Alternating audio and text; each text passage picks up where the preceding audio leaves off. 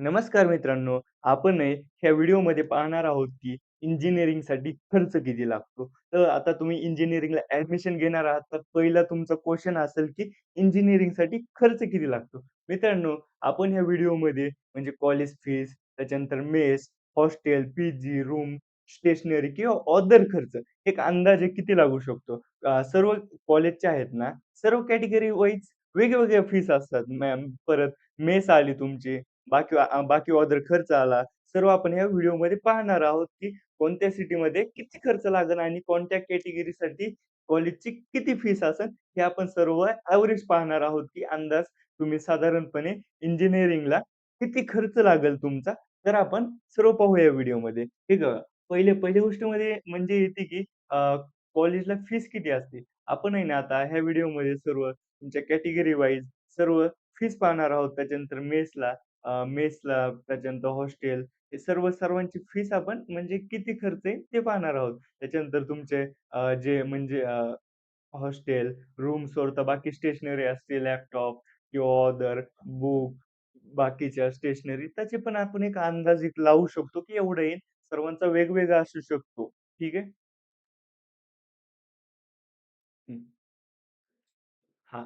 पहिल्यांदी college fees येते. मित्रांनो, आता कसं असतं माहिती आहे का, सर्वांना कॉलेज फीस ही सेम नसते. आता एम-एस-टी सी-ई-टी एक्झाम दिली किंवा जे-ई मेन्स एक्झाम दिली, कॅप राउंड थ्रू तुम्ही इंजिनिअरिंगला ॲडमिशन घेतलं. एखाद्या कॉलेजला तुम्हाला सीट भेटलं, तर त्याच्यानंतर आहे का नाही, सर्व कॅटेगरी वाईज स्टुडंटला वेगळी फीस असते. तर आपण आहे का नाही, कॅटेगरी वाईज फीस पाहणार आहोत. ठीक आहे. हे बघा साधारणपणे ओपनला आहे ना इंजिनिअरिंगची फीस 1.2 लॅख टू एक 1.5 लॅख असते. मित्रांनो, हे कमी जास्त पण असू शकते. कारण आहे माहिती आहे का नाही, आता ऑल ओव्हर महाराष्ट्रामध्ये 500 प्लस कॉलेज आहेत. सर्वांची फीस ही वेगवेगळी आहे. त्याच्यानुसार आहे का नाही, ऑन एन एव्हरेज साधारणपणे ओपनला एवढी फीस भरावी लागते. त्याच्यानंतर आहे का नाही एस-बी-सी आणि व्ही-जी-एन-टी त्याच्यामध्ये एन-टी-सी, एन-टी-ए, एन-टी-बी आणि एन-टी-सी सर्व काही येतात बरं का. असं व्ही-जी-एन-टी मेन्शन केलेलं आहे तर फक्त व्ही-जी-एन-टी नाही. तर ठीक आहे. व्ही-जी-एन-टी आणि एस-बी-सी साठी फीस साधारण एक 15 ते 15K टू 20K असणार आहे. ओके. त्याच्यानंतर आहे का नाही ओ-बी-सी, ई-एस-डब्ल्यू आणि ई-बी-सी यांच्यासाठी ना एक 65K टू 80K साधारण एवढी फीस असू शकते. आता सर्व कॉलेजमध्ये चेंज असू शकते. कुठं 65,000 असू शकते, कुठं 70,000 असू शकते. पण ऑन एन एव्हरेज तुम्हाला मी 65,000 ते 80,000 एवढ्या रेंजमध्ये असू शकते. आणि एस-सी, एस-टी कॅटेगरीसाठी ना एक 5K टू 7K म्हणजे कमी जास्त पण असू शकते, पण एव्हरेज सांगतोय. 5 टू 7K तेवढ्या रेंजमध्ये असते. ह्याच्यापेक्षा जास्त नसणार. ठीक आहे. आता आपण आहे का नाही साधारण आता तुम्ही कुठल्या गावातून किंवा अदर सिटीमधून दुसऱ्या सिटीमध्ये जाणार असतात. तिथला एक साधारण मी तुम्हाला एक अंदाज सांगतो, की एवढा-एवढा खर्च येऊ शकतो. आता तुमच्यावर डिपेंड आहे, की तुम्ही किती खर्च कुणाचा ह्याच्यापेक्षा कमी पण असू शकतो आणि कुणाचा ह्याच्यापेक्षा जास्त पण. पण ऑन एन एव्हरेज सांगतो मी तुम्हाला, ह्या-ह्या सिटीमध्ये एवढा खर्च होऊ शकतोय. ठीक आहे.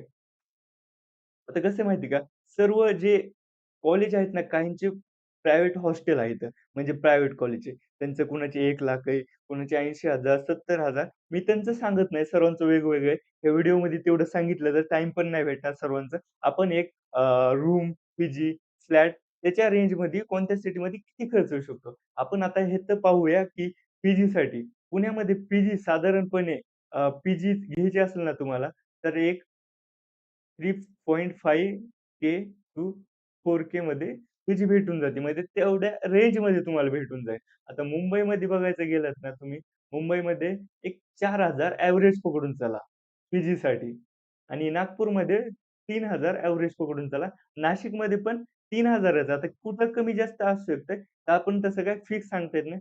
छत्रपती संभाजीनगरमध्ये ना थोडंसं कमी असू शकतं. पण बऱ्यापैकी सर्व सिटीमध्ये 3,000 ऑन एन एव्हरेज पकडून चला. मुंबईमध्ये थोडंसं जास्त असणार. आता मेसचा विचार केला ना, पुण्यामध्ये 3,500 ते ₹4,000 मध्ये चांगली मेस येते. ठीक आहे. मुंबईमध्ये गेलात ना तुम्ही 4,000 प्लस आहे आणि त्याच्यापेक्षा खूप जास्त म्हणजे पैशाच्या पण मेस आहेत. पण तेवढा ॲव्हरेज सांगतो. नागपूरमध्ये पण आहे ना, तुम्हाला गेलं तर बऱ्यापैकी एक 3,000 ते 3,500 च्या रेंजमध्ये मेस भेटून जाईल. छत्रपती संभाजीनगरमध्ये आहे का नाही, ऑन एन एव्हरेज एक 3,000 ते 3,500 च्या रेंजमध्ये तुम्हाला भेटून जाईल. त्याच्यानंतर बाकीचे अजून कसं असतं माहिती आहे का, तुमचा ऑदर पण खर्च असतो. खूप सारा खर्च असतो. आता आपण इथं बघूया. तुमचा स्टेशनरीसाठी जवळपास नाही म्हणलं तरी 20,000 खर्च पकडून चला. हां, ठीक आहे. मित्रांनो, हे सर्वांचं वेगवेगळं असू शकतंय. परत आहे का नाही, तुम्ही एकदा अंदाज लावा तुमच्या कॅटेगरीला किती पैसा लागेल. मेन म्हणजे ॲडमिशन कॅटेगरी वाईज झालं तर तेवढी फीस लागते. साधारणपणे आता हे सर्वांचं वेगवेगळं असणार. त्याच्यामुळे मित्रांनो अ, तुम्ही कॅल्क्युलेट करा. आता मी सर्वांचं कॅल्क्युलेट करू शकत नाही आणि नेक्स्ट व्हिडिओ तुम्हाला कोणत्या टॉपिकवर पाहिजे कमेंट करा.